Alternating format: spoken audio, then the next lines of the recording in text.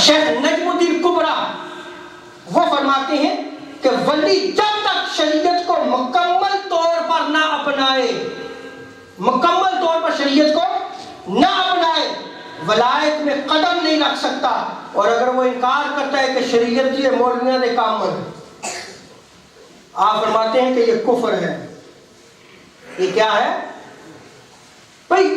تم طریقت کی بات کرتے ہو تو طریقت کون سی طریقت؟ اگر آقا علیہ السلام کی شریعت نہیں ہے اور آقا کی شریعت کو، قانون کو نہیں مانتا، قرآن و حدیث کے قانون کو نہیں مانتا، حضور کے اعمال کو نہیں مانتا، تو وہ شیطان ہے، بدبخت ہے، زندیق ہے وہ شخص۔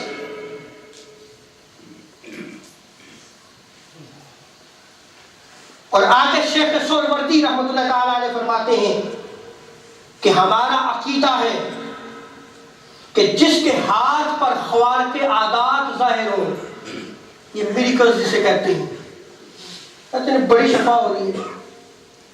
سنیں کیا کہتے ہیں آپ فرماتے ہیں کہ اگر وہ شریعت کے احکام کا پابند نہ ہو تو بچو اس سے، کیونکہ وہ زندیق ہے۔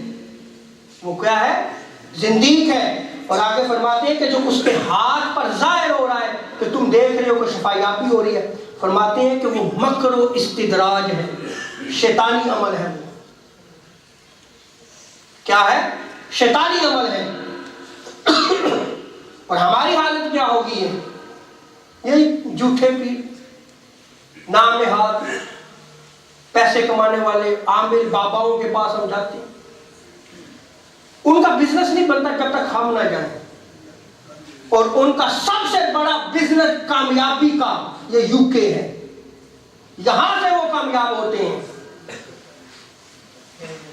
آپ نے قرآن و سنت کو چھوڑ دیا ہے،